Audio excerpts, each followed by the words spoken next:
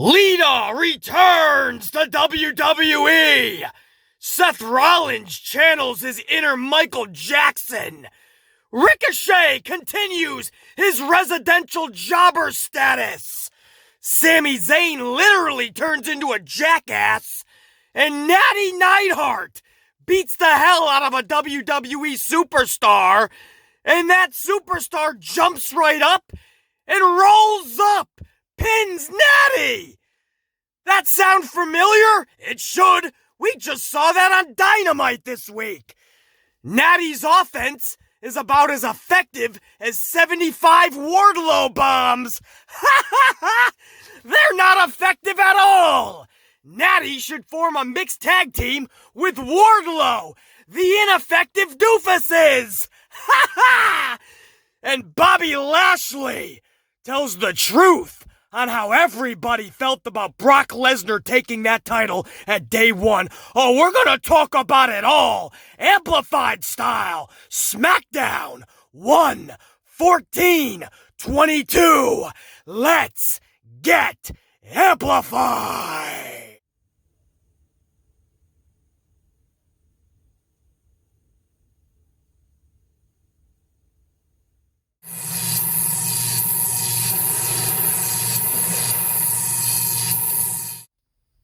And before we cut loose and get amplified on SmackDown for January 14th, 2022, I'd be doing this channel a disservice in my amplified unit and injustice if I didn't spend the cold open on Bobby Lashley, who in a recent interview did a little bit of a tell-all. And he talked about his true initial feelings for the day one premium event when Brock Lesnar was swooped into the match, A, and B ended up collecting that championship. And how in the process everybody involved was done dirty, even filthy. Because in Bobby Lashley's words himself, who echoed the words of BC by the way, if you beat one person in a triple threat or a fatal four-way or a fatal five-way or a fatal 95-way, if you beat one, you beat them all. And that didn't sit well with Bobby Lashley. Utmost respect for Bobby Lashley, who to BC's knowledge is the only son of a bitch to step up and tell the truth about how what happened with Brock Lesnar at day one is uncalled for and it's unacceptable. And to my knowledge, BC was the only one in the community in his review. BC's review of day one, the good, the bad, and the ugly, is what it was titled. And I cut loose on how it happened to Big E, to Lashley, to Rollins, to Owens. It's unacceptable. Everybody else in the community praised it. Oh, what are you gonna do? Big E's reign was kind of running stale. There was no momentum behind it. Brock can do more with the title. Maybe we can unify it down the line. We'll get Brock and Roman for the 84th time. We can hotshot book Lashley and Brock Lesnar as if it's going to be anything meaningful, as if it had a 3 or 4 month build. Long-term storytelling? No, fuck it. We'll hotshot it. At least we're going to get the match. If the fucking booking of it, if there is no feud, if there is no real rivalry, it's just a 2-week hotshot booked match because of erratic booking from the jump, then what do you think the match is gonna be? The match is gonna be just as shitty as the build, or lack thereof. You think you're gonna get a classic between Lashley and Brock? No, BC called all of this out during my review, while everybody was clamoring for this match, while everybody was having a parade because the title is off of Big E. BC was thinking about how many careers just got destroyed in one fucking match, because that's what happened. Look at Kevin Owens ever since. Kevin Owens, and I believe the 19 swiped through his fucking family, so all the best to Kevin Owens. I believe his wife even said that she had it. I believe Kevin just recently had it. But with the 19 or without, Kevin Owens wasn't getting jack shit, bro. He was right back into the mid-card. Thanks for re-signing. Now get back to jobber status. I heard Ricochet's stealing all of the triple-layered moose cake. You better go get him. Kevin Owens turned right back to the fucking bottom of the barrel. You want to talk about Seth Rollins? This poor fucking guy is currently being fed to Roman Reigns over on the Blue brand. If anybody caught that fucking promo last night, that face-to-face, that was sad, bro. I was cringing the entire time as Roman Reigns absolutely destroyed Rollins verbally. Literally, and I quote, "You dress like a clown, you act like a clown, you sound like a clown, you're a clown. You're below me. You're wasting my time. You're nowhere near what I would pick. I would actually pick your wife, Becky. Way more of a megastar than you." Just one line after the other. I understand you're promoting this match, but in the process, you're taking a fucking heel. Seth Rollins is supposed to be a bona fide heel. That's what he put all his time and energy into that character for. To be a heel. And Roman is just acting like he's a fucking bottom of the barrel bootlicker. The fucking dog shit at the bottom of Roman's shoe. Bro, that's great if you're talking to a face. Seth Rollins got fucking destroyed. And you want to know the fucking kicker here? Is that this leads to Seth Rollins winning the title at the Royal Rumble. Hey, that's a good trade-off. But A, we all know that should not be happening. Roman Reigns should not be dropping his title at the Rumble. This whole reign was not for him to drop the title at the Royal Rumble. Let's be honest. No offense, Seth. So we all know that this is leading to Seth Rollins absolutely being fed to Roman Reigns. Verbally, like last night. And in that match, come Royal Rumble, and when it's all said and done, Seth Rollins can join the line behind Big E, who got fed to Roman Reigns, to Finn Balor, that got fed to Roman Reigns, it was never the same, behind Cesaro, who got fed to Roman Reigns, it was never the same, and you could go down the fucking list. I understand Roman's got to beat one superstar after another to have a badass reign. I totally get it. You can't destroy motherfuckers in the process. You can't just feed wrestlers to Roman, and then after he eats them up, he spits them out, and they're never fucking hurt again. Finn Balor has gotten nothing since that match. Cesaro is back in a fucking random tag team with a man that soars. And Big E is on a losing streak. Ever since losing to Roman Reigns. That's the truth. So you got fucking Kevin Owens, who goes right back to the bottom of the barrel. After this fucking Brock Lesnar ass whipping at day one, Kevin Owens goes right back to the bottom of the barrel. Seth Rollins is just being thrusted onto the Blue brand to be fed to Roman Reigns. Big E, absolutely destroyed. The title gets taken from him. He literally gets pinned at day one. And then he continues the losing streak the very next night. He loses a fatal four-way. Just last week, he's losing a fucking singles match. Seth freaking Rollins. So that he can go get fed over to Roman on the Blue brand. Everybody is just being booked erratically bad, tragically horrible. And everybody wants to turn a blind eye. So Brock can have a title. Now, I'm going to tell you exactly what Lashley said, and hopefully in post-edit I can actually put this up for you guys so you can see these words. Because that's how vivid, that's how honest, brutally honest Lashley's words are. He was asked about this whole day one match, and when he found out just basically fucking a couple of hours beforehand, and he says, and I quote, this is Bobby Lashley's honest thoughts. The first thing I said was, get me out of the match. I said it's a fatal four-way. Me and MVP could do something beforehand. Get me out of the match. Initially, people were like, what? Are you scared of Brock? No, I'm not scared of him. It's a match where exactly what happened, happened. In other words, the second I heard Brock was in the match, I knew we were all fucked. That's the translation for Lashley. It's a match where exactly what happened, happened. He goes on to say he beat somebody else and gets the title. So essentially, he can say he beat me, Seth, Big E, and Kevin, right? Well, let me answer you, Bobby. Yes, that's exactly what it means. That's what BC has been saying for the longest time about triple threats, fatal fours, fatal fives, fatal 100 ways. Everybody loses, whether you like it or not. Same thing with mixed tag matches. Or when you put two random people together, but one guy takes the pin. The other one lost too, motherfucker. So just because Matt Riddle's taking a pin, don't think for 1 second that BC's not taking inventory that Randy Orton also lost. That's just one example. Anyway, back to Lashley. Can you tell BC's passionate about this shit? Because this is everything I said in that day one review. While every other reviewer, every other critic, every other content creator hid behind bullshit. BC, like always, was telling the truth. Because on this channel, BC talks about what's going on in the wrestlers' dome pieces. What's going on behind the scenes, backstage. I'm not a fan with a channel who likes to tell about my feelings and my emotions about certain segments, characters, and matches. I'm not just a fan who gets together with other fans and we have a nerd convention.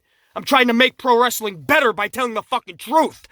By being a voice for the voiceless backstage in these locker rooms. I'm the voice of these wrestlers because they can't speak up themselves or they'll get fired. Oh, BC's on a fucking roll, bro. So back to what Lashley said. He beats somebody else and gets the title. Talking about Brock, of course. So essentially, he could say he beat me, Seth, Big E, and Kevin, right? I mean, the match is 5 people. And I was like, that's not the way this is going down. Get me out of the match. And they were like, nah, you gotta stay in the match, man. And I was like, all right. There was kind of a lot of people. Listen to this. There was kind of a lot of people that were like not happy about it. But I looked at it as, first, get me out of the match. But if I'm staying in the match, then interactions we have with Brock, I have to make a statement. And he went on in that interview. This is just what I'm reading to you guys. He went on to say yet again, there were a lot of people not happy with the decision of Brock entering that match and taking the title. So that was a couple of times in that interview that he made it a point to say a lot of people were not happy. Well, this is exactly what BC told you in the review. I study these wrestlers, man. I know their personalities in and out of the ring. I know that they're not okay with this dude being added to the match. Everything they worked for, by the way. The whole build to that Fatal 4-Way, destroyed. Somebody's just going to come in, part-timer, with double, triple, quadruple the pay that they're getting. They're going to destroy everybody in just a few minutes, and they're going to walk out with all the fucking accolades, the championships, all the applause. And that's what Lashley said at the jump when he said, it's a match where exactly what happened. They all knew that. And Lashley said several times in this interview that there are a lot of people not happy with this. Gee, do you think that could be Seth Rollins, Big E, Kevin Owens? Because they've all been destroyed since. And Lashley knows. Lashley knows this more than likely is going to lead to him being fed to Brock at the Royal Rumble. Because what's the alternative? First of all, the match that everybody's excited and giddied about, it's got a 2-week build, bro. They're putting more focus on Brock versus Roman than Bobby Lashley. Bobby has no fucking spotlight.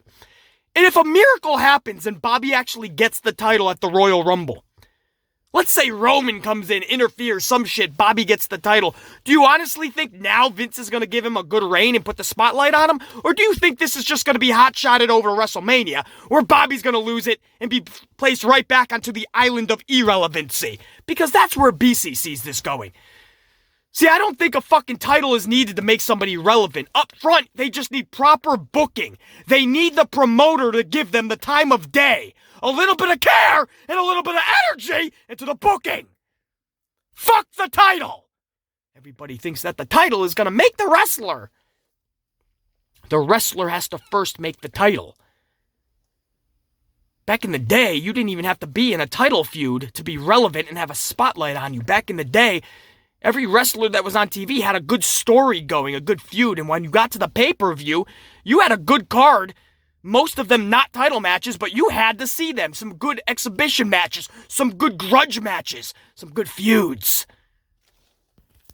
What I want for Bobby is to just be booked properly. I don't need him getting a title at the Rumble thanks to some miracle, and we're supposed to thank Vince McMahon, kiss his fucking ass, like Triple H has his big schnoz up Vince McMahon's ass 24/7. We don't need to do that to McMahon. No, I don't give a fuck if Bobby wins a title for 2 or 3 months to get us to WrestleMania, just to drop it and be placed right back at the bottom of the barrel, beginning of the line. It's that simple, bro. And Lashley knows that. Lashley knows that his booking means everything for his career, and that's why when they heard, and I said they, because he admits a lot of people not happy with this. Gee, who could it be? I bet you everybody wasn't happy with it, unless your name is Brock Lesnar. Maybe Paul Heyman. What do you think he's talking about, man? Everybody, when they heard this, was not fucking happy about it. And Bobby knew enough right when he heard about it. His first thought, and he told the agents, he screamed it out loud, "Get me out of the match!" This is exactly what BC said. BC said in that review, I say this all the time when erratic bullshit booking occurs. You are destroying these wrestlers' careers. Well, just in case you were wondering, there's some vindication. There's a little bit of a pat on the back for BC because Bobby Lashley is just the latest wrestler in a long line of wrestlers that echo the words of BC, that vindicate the words of BC, that tell you straight out that what BC tells you on this channel always ends up the fucking truth, one way or the other. That's your fucking cold open. Bobby Lashley speaking up and speaking loud, talking about his true feelings when he heard about that news and talking about how people were just not fucking happy with this decision. And then you see everybody sense Rollins is being fed currently to Roman, Lashley most likely fed to Brock, unless Vince wants Bobby to take the title of Mania and then drop it and then be placed right back into the island of irrelevancy. Kevin Owens, right back to the bottom of the barrel. Big E is on a losing streak. Way to fucking help out, Big E. We're gonna take the title, and you're gonna go on a fucking losing streak. Right back to the fucking mid-card, fucker. Thanks, Vince. Thanks for nothing. You go back now. And this is what BC said the day after that fucking event during that day one review. And everything I said was true. You go back now, here we are 2 weeks later. Everybody in that fucking match, it did nothing. But only for one person. Brock Lesnar is the only one that benefited from that fucking match. Swig of fucking coffee, and then we go on to the Smackdown review. Oh, there's a lot to talk about. Aaliyah! Super Aaliyah! Michael Jackson Rollins, Jackass Sami Zayn, Jobber Ricochet. Oh, we're going to talk about it all. In fact, there was Vikings that came back from the dead last night. Oh, we're going to talk about all of it. Big swig of coffee, and then we rock on with this review for SmackDown 114-22. Let's get amplified. Jimmy and Jey Uso start this show for SmackDown January 14th, 2022. Now that Xavier Woods of the New Day is injured, the Usos are forced to face some other team finally. They introduced 4 other teams to the ring for a fatal 4-way match for a shot at their titles, which I presume would be at the Royal Rumble. Now, this is typical WWE. Instead of building a storyline in a feud for titles, no, we're going to put no care, no effort, no creativity, no time or energy at all into this. We're just going to throw everybody out there in a schmaz, and that's how we'll come up with number 1 contenders. So by the time we get to the pay-per-view, nobody will give a fuck about the match. You know, it's funny. Kofi Kingston just did an interview on how fans are kind of upset about seeing so many Uso versus New Day matches. BC's at the top of that list. And that's saying something because the Usos are one of BC's favorite tag teams right behind the Briscoe brothers. But Kofi said, yeah, that kind of boggles our minds. We talk about it sometimes backstage. He says them and the Usos because he's thinking, why are wrestling fans complaining about a great wrestling match? And I'm thinking, Kofi cannot be that fucking tone deaf on this, man. Are you kidding me? We've seen it how many times in the past 10 years? Wrestling is based more on just a great wrestling match. We can see a great wrestling match at the local bingo hall nearly every day of the week, twice on Sunday. Right, we tune in. We spend our nights watching pro wrestling because we want to see the new storylines, the fresh organic feuds that are taking place. You can't just rest on something that you know is just going to be a good wrestling match and rest on that like a crutch. So that in 2017, 2018, 2019, 2020, 2021, 2022, 2023, 2024, 2025, we're just going to get the Usos and the New Day every other week just because it's a good match? Kofi is shocked that we're upset because they put on good matches usually. Kofi, it's more than that, man. You guys are just wrestling all the time just because. That shit's gotta stop. You have to build a tag division. Back in the day, as good as the Hart Foundation versus the Rockers would be every other week, we didn't see that, did we? In fact, we rarely, if ever, saw the Rockers versus the Hart Foundation. I can only remember 1 or 2 matches tops between the two. Even Demolition in the Road Warriors, the Legion of Doom, how badass that match is, I can only remember a couple fucking times, maybe. It's because you can't do that. On top of that, Kofi said in that interview, Kofi Kingston actually said, "We work so well together. There's such a chemistry. We really like working with the Usos." And BC was like, "What are you He literally, that was a quote, guys. Kofi Kingston said, "We work so well together. There's a comfort level there." I wonder why, Kofi. You only had a match with them 1,647 times. I would hope there's chemistry. I would hope by then you're working well together. I mean, is Kofi listening to himself? Much love to Kofi. Much love. And respect. But bro, why do you think there's a chemistry? Why do you think you're so comfortable working with them?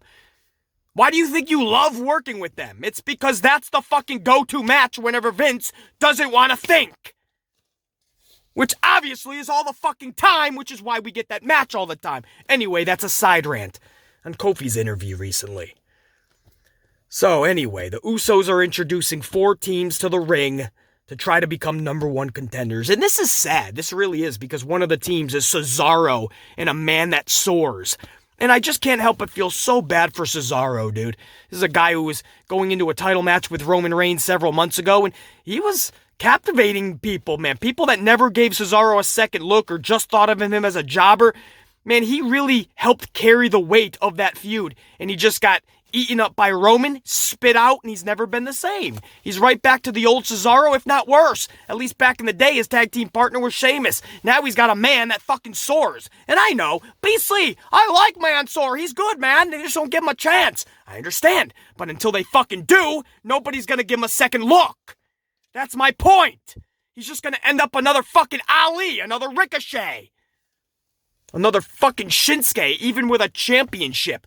You might as well put Shinsuke on the island of irrelevancy. At least Shinsuke has a fucking title. A little bit of fucking clout.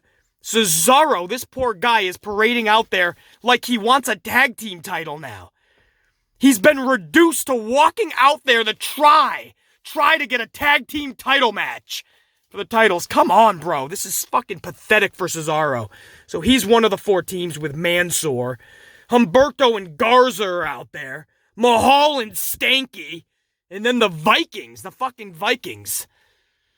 They plucked themselves not just from catering, but back from their fucking burial. Even last week losing to a Madcap and a Happy.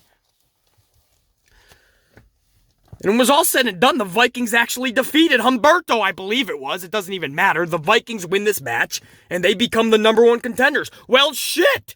Who on this planet could possibly be excited for this? For 2 years now, you booked the Vikings like dog shit on the bottom of your year-old Nikes. Even losing last week, as BC just aforementioned, a Madcap and a Happy. And now, out of the blue, we're supposed to give a shit about the Vikings? Oh, Vince, you better find a way to make us give a shit, brah. That's all BC's saying. You better find a way to make us give a shit. There was a great backstage face-to-face segment between Naomi and Sonya Deville next. Now, I enjoy every moment of their interactions. Such a sense of believability in their eyes, in their tone. You can believe they can't stand one another, and eventually it's going to reach its boiling point. Sonya basically informs Naomi that if she doesn't back the fuck off, she might just be removed from the Royal Rumble match, and maybe even fired. Sonya abusing her power for a personal vendetta? I fucking love it.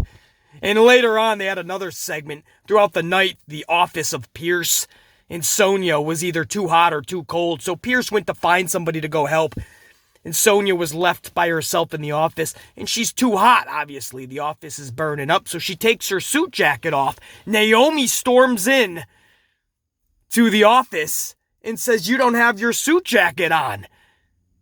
Basically, we can rumble now, right? Because you're not the authority, you're not the power when you don't have your jacket on." She says, "That's what you said, didn't you?"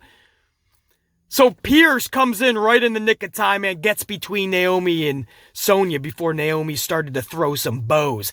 And Pierce actually made a match between Naomi and Charlotte for next week. Number one contenders match. If Naomi can win, she now gets a title match against Charlie Flair. I mean, storyline, BC hates this number one contender bullshit because it's just another way out to not be creative, not spend any time on an actual feud storyline and build up a number one contender. So we just have somebody beat the champion and that's how they get a title match. It's not intriguing for anybody. It doesn't help the wrestler who's going for the title, and it sure as hell doesn't make it intriguing for the fans. So I can't stand these number one contender matchups. But at least this makes a little bit of a sense that there'd be a rematch, right? She was screwed out of that match last week. And it also benefits the Sonya Deville and Naomi feud. That is inevitably going to fucking be a combustible element one-on-one, and BC's on board with it. I like these long-term storytelling when you can just, build on it, man. You don't have to just rush to shit. Sometimes long-term storytelling is okay. Today in wrestling, when we do get long-term storytelling, it's just not interesting, So, people are sacrificing the term long-term storytelling for lackluster story. And it's like, well, I'd rather short-term than if it's going to be this bad.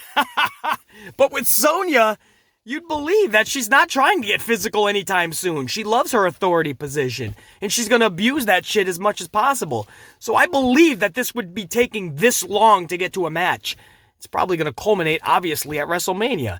And this makes people moan and groan. "Oh, no, that's so long from now. I can't take more segments between the two." How the fuck do you figure? Combined last night, this may have taken a couple of minutes tops. Relax. WWE has 1,000,001 problems. Sonya Deville and Naomi is not one of them. So I'm looking forward to more weeks of them building up to their match, man. And Naomi has been on the top of her game. She's always really good. Last week, what a match with Charlie Flair. If you're going to have a rematch, I'm glad it's with those two. I'm hoping they can recreate that magic. Moving on, Sami Zayn is out next, and he's trying to prove that anything Johnny Knoxville can do, he can do better. So he says he actually says he's a bigger jackass than Knoxville, and he's going to prove it. So he puts on a helmet, gets into a shopping cart, and has two dudes about to push him down the ramp, up a separate ramp, and catapulting over the ring onto a crash pad in front of commentary. I hope you guys can visualize all that.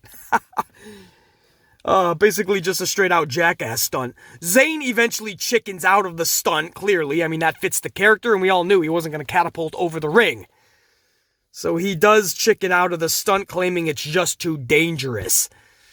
Shinsuke Nakamura then hits the ring. In case you forgot, he's still on the roster, and he even has a title. Probably definitely forgot that. Because Vince doesn't give Shinsuke the time of day, ever. But Shinsuke does hit the ring, drops Zayn, and Rick Boogs then power presses Zayn over the top rope and onto those crash pads that were again located in front of commentary. The segment was so friggin' stupid, but Sami was so friggin' hilarious that I'm willing to not harp on this too long. Because Sami plays his character so fucking perfectly. Our number one comes to an end with Natty versus Aaliyah.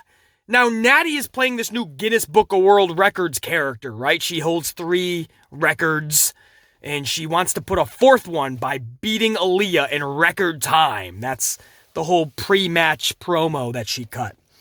Now, in this match, before the match, Natty just destroys Aaliyah pre-match. I mean, just destroys Aaliyah. Aaliyah is selling this like she just got fucking ramsacked by 3 fucking buses, 4 Mack trucks, and 6 trains. Like she just got derailed, bro. And she looks like she's about to fucking throw up even, man. She's looking all nauseous, like she's just gonna throw up onto Natty. I mean, okay, so she's selling it, okay. I mean, it's not the best selling. She has to work on the acting, but good job, Aaliyah. Hey, man, act like you just got beat up badly. So I enjoyed it. I'm thinking, hey, this is good. Just have her beat up. There you go. We'll do the match next week or something. But instead, I mean, the beating was so bad that the ref, this is a true story, man, because I know a lot of people don't watch the shows. You just tune in to BC's review, and I appreciate the hell out of all you guys, man. So the ref even said that Aaliyah can no longer compete. That's how badly she was beaten up. And then the ref just changes his mind because Aaliyah's basically begging him, no, just let me go, please. Please. So the ref is like, she can compete. So now the announcer is like, there's been a change of mind. Aaliyah can now compete against Natty. And we're like, oh my God, will we just get on with this? What is going on? We're building this up to be a dramatic shit show. So the bell finally rings. And this is no fucking lie, man. Aaliyah just comes to life. This was like CM Punk Wardlow from Dynamite for AEW this past week, where CM Punk got his ass whooped for 10 fucking minutes at least. Powerbomb after powerbomb after powerbomb. 75 powerbombs this dude took. One of them was through a table. And then at the very end, before the last powerbomb, CM Punk just jumps to his feet, comes to life, Super Punk, and does a fucking fruit roll-up package. Locks his legs, cradles them up. Where did that energy come from after all of those Wardlow bombs? CM Punk had more energy. CM Punk had more energy at the end of that match than before the match. He had more energy after all those Wardlow bombs than before the match. It was so not believable, bro. Here, you had Aaliyah get her fucking ass whooped, and once the bell rang, go back and watch, she just came to life. Super Aaliyah. She stopped selling, she went right into a fruit roll-up position, and Big Natty just laid there. That's why I can't stand the roll-up. There's a million reasons. But the fact that the person getting rolled up, especially if they're bigger than the person rolling them up, they look like such a fucking clown because they just have to lay there. If they even try to move their shoulders to make it look like they're trying to wiggle out of the pin, they're going to accidentally botch because one of your shoulders is easily going to come off the mat. So these poor wrestlers can't even move their shoulders. Go look at Wardlow from Wednesday night. The poor guy could never move his shoulders. Go back and watch Bobby Lashley when he got rolled up by Xavier and all the other roll-ups. Go look at Baszler when she gets rolled up. You can't move your shoulders at all. So you look like an idiot. You look like you're just laying there like you're on fucking vacation down in Orlando, Florida, getting a fucking tan! You look like you're playing the character of Ricochet and just being buried. I had to. Come on. I mean, this was so obnoxious. It's not even shade to Aaliyah, by the way. Aaliyah did everything to the way they told her to play it. And she played it to the best of her capability, man. She sold the beating, and she was told to beat Natty in record time. That was the whole story, because pre-match, Natty said, I'm going to beat you in record time. So it was Aaliyah that flipped the script and ended up defeating Natty in record time. Because after the match, that's exactly what the ring announcer said. How corny is that, by the way? Since when does ring announcers do that shit? For any record. But the ring announcer actually said, Aaliyah not only wins the match, but with that victory, becomes the new record holder for fastest pinfall, blah, blah, blah. And I'm like, come on, bro, this is getting stupid. But Aaliyah comes to life. It wasn't even just a fruit roll-up, right? Aaliyah just came to life from the beating like nothing.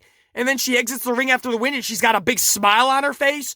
And I'm like, what happened to the beating where the ref said she can't even compete? I mean, none of this made fucking sense. None of it, but it never does. The fruit roll-up never makes sense. Aaliyah defeats Natty via the awe-inspiring, ultra-devastating fruit roll-up. It's like I said on Wednesday. 9 Wardlow bombs cannot hold a candle to a fucking fruit roll-up. Well, there's not one fucking beating on the planet that you can give a wrestler that they can't get back from with just performing that one fucking move, the fruit roll-up.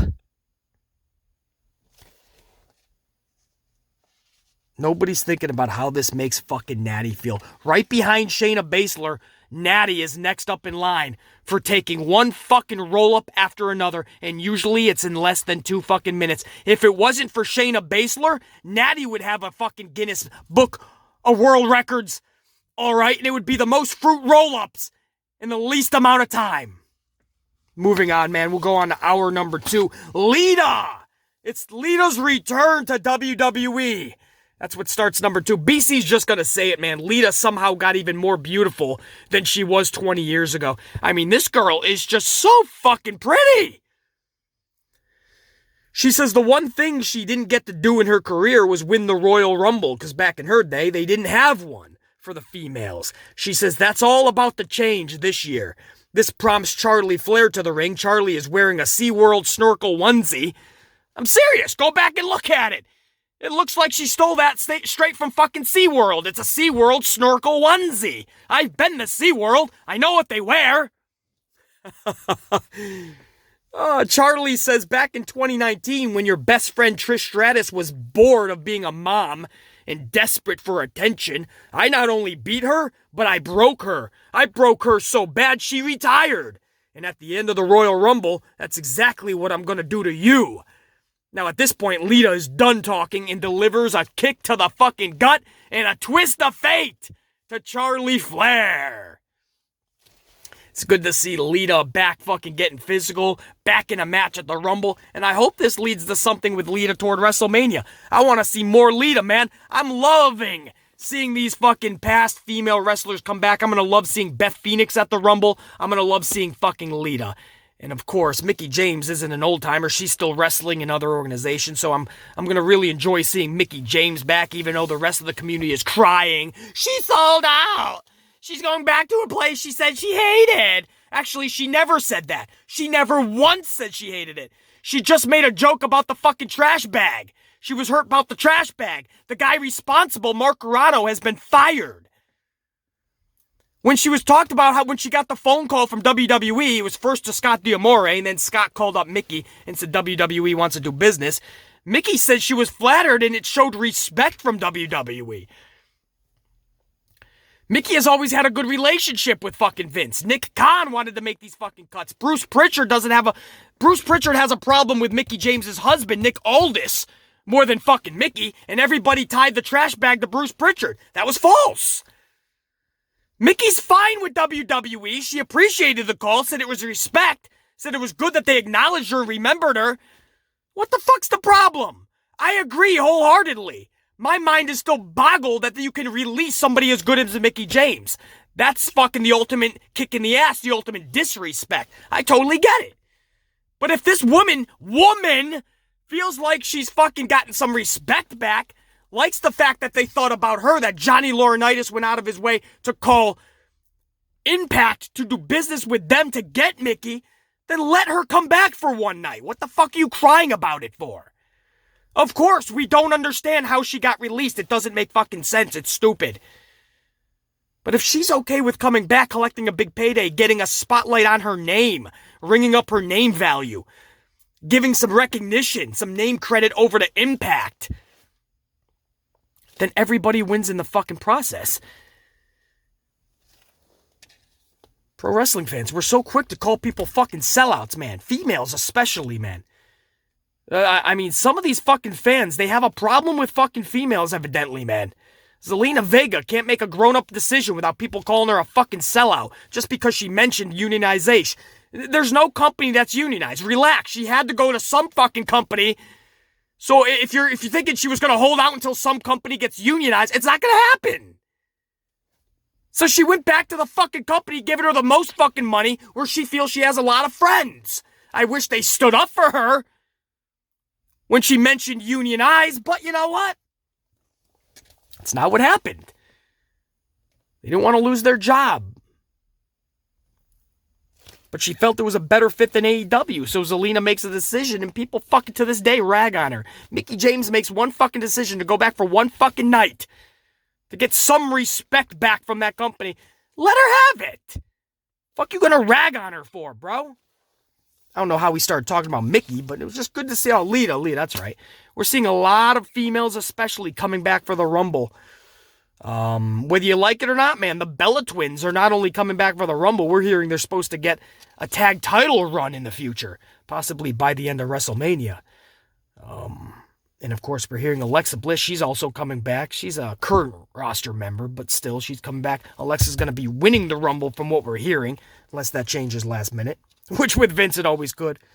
But yeah, it was so good to see Lita back, bro. Sheamus versus Ricochet next. BC's just going to call it like it is. Ricochet is a fucking clown. He's been booked to be a joke and not to be taken seriously. Well, guess what? Success. Because nobody, and BC means nobody, takes this glorified gymnast seriously anymore. And that's sad, man. It's a shame. His promo work has not improved, like, at all. In 2 fucking years, this guy can still not cut a promo. So no, a Ricochet-Sheamus match. Just give me a fucking... Just give me New Day and Usos again, then. Just give me the New Day and the Usos. I don't need to see Ricochet and Sheamus. Ricochet and Sheamus. A Ricochet and Sheamus match just gives BC a fucking headache. Ricochet receives a bro kick and once again is looking up at the lights, his usual position. Madcap Moss then pins and defeats Kofi Kingston. Just think about that for a second, please. Kofi Kingston, your former champion, not too long ago. On top of the world, Kofi Mania running wild. And here he is, not too long after, in the middle of a SmackDown, just taking a fucking pin to Madcap Moss. The only thing more ridiculous than Ricochet's fucking jobber status is probably Madcap Moss's outfit last night, which matched Charlie Flair and Seth Rollins' outfits from last night. I mean, those three, I don't know who's dressing them, but fuck, we gotta get on that, dude. We gotta fix that shit. Poor Kofi Kingston, dude. That had to be a hard one to swallow. Seth Rollins versus Roman Reigns, middle of the ring in the main event segment for a face-to-face. Rollins is in his Michael Jackson attire. Oh! Billie Jean is not my lover. 'Cause it's a thriller! Hey, I'm not a fucking singer. I'm a reviewer of pro wrestling. Cut BC some slack. Got Michael Jackson Rollins up in this bitch. We had some zingers like Roman telling Rollins, and I quote, "You're a waste of my time. I mean, look at you. You look like a clown. You sound like a clown. You're a clown. You're actually not who I would have picked on the roster. In fact, I wouldn't have even picked you from your own household. If I wanted to face a megastar, I'd choose your wife." Now, yeah, this is a zinger to escalate their little story, lack thereof, for the Royal Rumble next week. But on top of that, I feel it was more detrimental to Rollins, man. This dude's supposed to be a heel. He's supposed to be the one delivering these zingers and berating and degrading somebody, usually a face. But instead, this heel Rollins is just being decimated verbally by Roman. I mean, this was really hard to watch because everything that Seth is putting into that character, to just have this other heel, who obviously Vince looks at as way more of a prize-winning heel. The spotlight is obviously way more brighter on Roman, and here he is just calling this other heel just a clown, and he's like, look at you. You listen to yourself. You're a fucking clown, bro. Nobody takes you seriously. BC was actually cringing, dude, because I know how much time and effort Rollins is putting into this character, and I think it's actually pretty good. But when you have somebody else just degrading, I mean, if you're being out-heeled, subconsciously we're all taking inventory of that as an audience. And you can't really put Seth Rollins back on that level once you've been fucking destroyed so badly. I hope that makes sense, guys. Rollins did not look good in this at all. In fact, he didn't even have a comeback for this, bro. The Usos hit the ring after he gets destroyed verbally. Rollins is able to duck the attack, and we go off the air. I'm just not fond of this heel versus heel. I knew I wasn't from the jump, and sure enough, Rollins is being destroyed even more.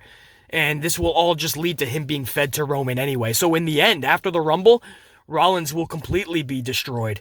And it's going to take a while to build him back up. It sucks all around, man.